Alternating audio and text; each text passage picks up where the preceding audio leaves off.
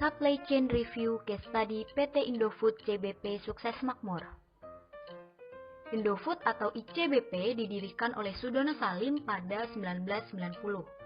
Di Indonesia, ICBP memasarkan berbagai produk dengan brand ternama terdiri dari mie instan, dairy, dan lain sebagainya. Salah satunya Indomie yang ditetapkan sebagai ramen terenak versi Los Angeles Times pada 2019. Selanjutnya, apa itu supply chain? Supply chain adalah global network untuk distribusi produk atau service dari raw material hingga produk ke end customer melalui area fisik, uang, dan informasi. Stakeholder yang terlibat terdiri dari supplier, manufaktur, retail, dan customer, dengan physical flow dari supplier ke customer, cash dari customer ke supplier, serta information flow dua arah secara simultan. Outsourcing itu apa? Outsourcing adalah usaha untuk, ini pengertian literalnya ya, usaha untuk mengkontrakkan suatu kegiatan pada pihak luar untuk memperoleh layanan pekerjaan yang dibutuhkan. Bahasa Inggrisnya nggak usah saya baca. Pada intinya outsourcing adalah, kalau kita mau jabarkan sedikit ini definisinya ya, kita bikin kontrak gitu ya kepada pihak luar atau pihak ketiga, di mana pihak ketiga ini menyediakan layanan tenaga kerja yang memang diperlukan di perusahaan kita. Nah, seperti itu gambarannya kira-kira outsourcing. Nah, tenaga kerja outsourcing ini mungkin dibutuhkan perusahaan untuk mendukung jalannya usaha. Namun outsourcing ini bukanlah pekerja atau karyawan perusahaan tersebut, dan pekerjaannya pun hubungannya melakukan pekerjaan sesuai dengan perjanjian yang disepakati antara user, perusahaan pengguna, dan perusahaan penyedia tenaga kerja. Lalu, apa itu operasi ramping? Operasi ramping atau disebut juga lean operation merupakan proses memasok sesuai dengan keinginan pelanggan ketika pelanggan menginginkannya, tanpa pemborosan dan melalui perbaikan berkelanjutan. Jika just in time menekan pada penyelesaian masalah, maka operasi ramping menekankan pemahaman mengenai pelanggan.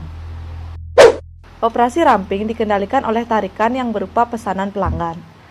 Ketika diterapkan sebagai strategi manufaktur keseluruhan, JIT dan operasi ramping memelihara keunggulan kompetitif dan menghasilkan rata-rata keuntungan yang lebih besar. Beberapa operasi ramping yang diterapkan dalam industri diantaranya adalah meniadakan limbah.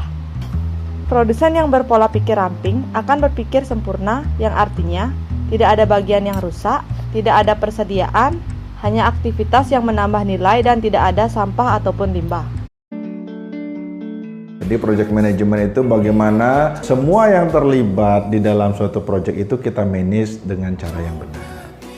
Kenapa project itu perlu di-manage? Karena ada resources yang terlibat. Selain ada manusia yang terlibat di dalam suatu project, ada juga uang yang terlibat, ada material yang terlibat, ada peralatan yang terlibat, dan satu sama lain saling berkaitan.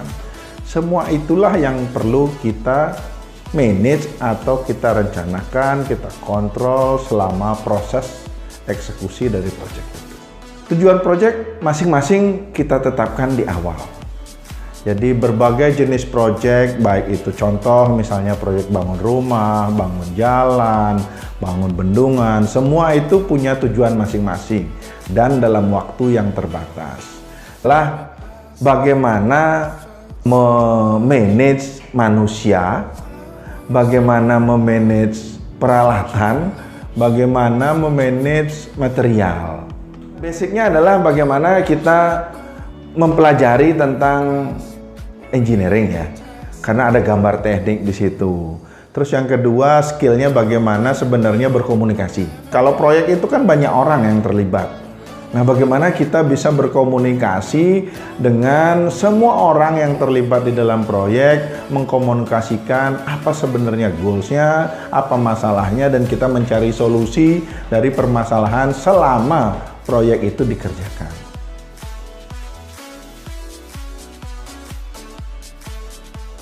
CPM.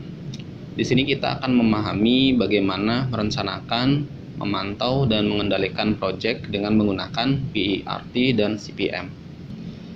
PERT, CPM, ya, teknik evaluasi program dan peninjauan, ya, program evaluation and review teknik, PERT. dan metode jalur kritis atau Critical Path Method atau CPM. Ini adalah dua teknik analisis kuantitatif populer untuk membantu para manajer merencanakan, membuat jadwal, memantau, dan mengendalikan proyek-proyek. Nah, proyek-proyek di sini bisa dalam bentuk proyek sipil maupun proyek-proyek yang sifatnya non-sipil ya, atau kegiatan-kegiatan. Nah, awalnya pendekatan ini lahir dengan cara yang berbeda ya. Kemudian teknik ini menjadi sangat mirip, kemudian dianggap sebagai satu teknik. Nah, dalam kondisi yang sekarang, ini biasa disebut dengan PERT CPM.